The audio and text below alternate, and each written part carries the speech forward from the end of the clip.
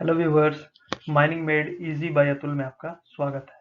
मेरा नाम है अतुल दुबे और आज का टॉपिक ऑफ डिस्कशन रहेगा नोटिस ऑफ अबांडनमेंट, क्लोजर और डिसकंटिन्यूएंस, जो कि कोल माइन रेगुलेशन 2017 का रेगुलेशन नंबर 5 है।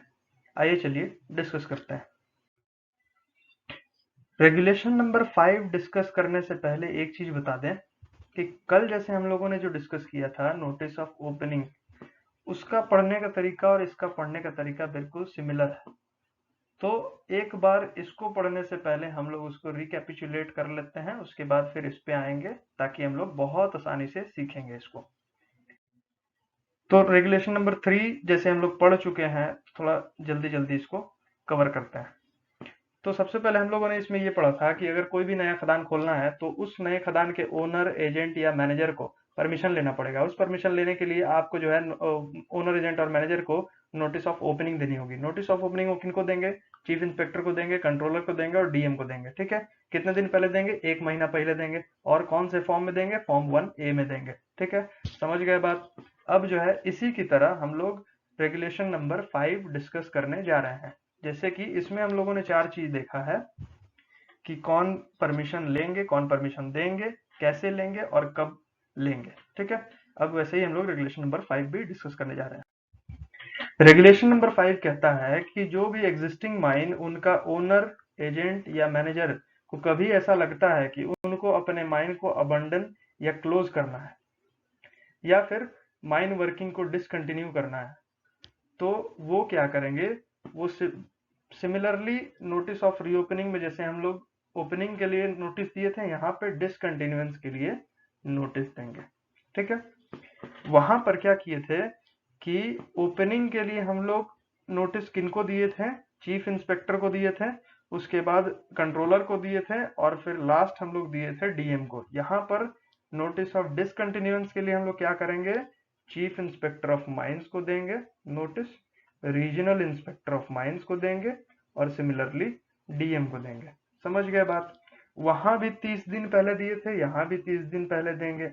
अंतर सिर्फ एक ही है, वहां पर हम लोग फॉर्म 1A भरते थे, यहाँ पर फॉर्म 1C भरेंगे या तो फॉर्म 1D भरेंगे।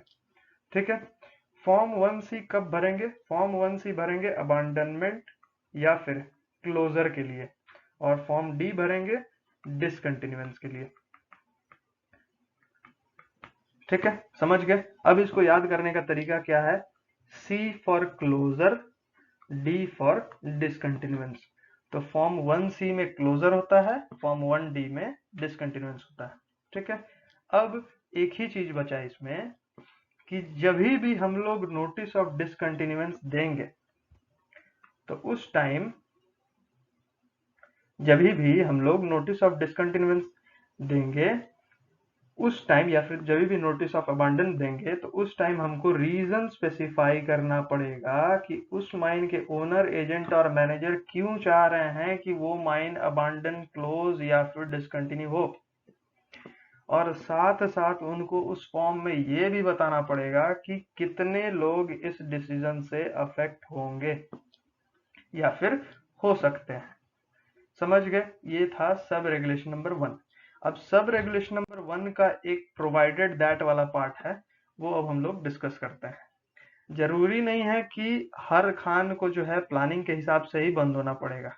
कभी कभी अनफोर्सीन सर्कमस्टेंसेस, अचानक से ऐसी बड़ी बड़ी दुर्घटनाएं हो जाएंगी जिसके कारण हमको खदान अचानक से बंद करना पड़ सकता है, या फिर माइनिंग वर्किंग को हम लोग 60 दिन से ज्यादा तक के लिए डिसकंटिन्यू करना पड़ सकता है। जैसे फॉर एग्जांपल अगर माइन में एक्सप्लोजन ही हो जाए तो उस केस में हम लोग क्या करेंगे?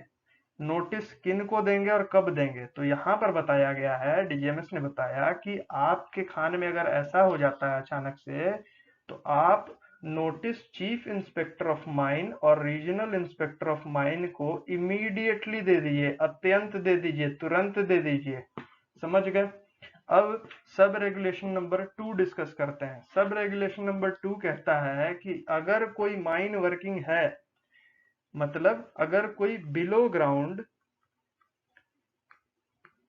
माइन वर्किंग है और उसके ऊपर कोई गवर्नमेंट प्रॉपर्टी है, कोई लोकल अथॉरिटी का प्रॉपर्टी है, कोई रेलवे का प्रॉपर्टी है, कोई परमानेंट स्ट्रक्चर है और कोई अदर बिल्डिंग है जो कि हमारे ओनर के अंतर्गत नहीं आता है, और हमको वहां पर नोटिस ऑफ इंटेंशन देना है कि हमको अबांडन करना है, या तो क्लोजर करना है, या तो डिसकंटिन्यूएंस करना है, तो उस केस में हम लोग क्या करेंगे कि 30 दिन पहले, बिफोर सच हैपनिंग, मतलब 30 दिन पहले, जब भी हमको बंद करना है उससे 30 दिन पहले हमको नोटिस देना पड़ेगा। ठीक है, और किनको देंगे, यहाँ पे लिखा हुआ है चीफ इंस्पेक्टर और रीजनल इंस्पेक्टर को देंगे। समझ गए बात? चलिए, अब ये है हमारा रेगुलेशन नंबर 3 में हम लोग डिस्कस किए थे ये चीज। इसमें हमने ये चीज इसलिए यहाँ पे रखा है कि उसमें हम लोगों ने डिस्कस किया था कि जब भी आपको परमिशन मिल जाए तो आप एग्जैक्ट डेट ऑफ ओपनिंग बताएंगे चीफ इंस्पेक्टर, रीजनल इंस्पेक्टर और डीएम को। ठीक है, और यहाँ पर भी सेम चीज है कि जब आपको अबांडन का परमिशन वगैरह मिल गया, डिसकंटिन्यूएंस का मिल गया, तो 7 दिन के अंदर अंदर एग्जैक्ट डेट नोटिस के द्वारा चीफ इंस्पेक्टर, रीजनल इंस्पेक्टर और डीएम को आप बताइए। ये था हमारा कंप्लीट रेगुलेशन नंबर 5। ऐसे रिलेट करके इसलिए पढ़ाया कि हम लोगों को समझने में आसानी रहेगी। आई होप आपको ये चीज समझ में आया होगा।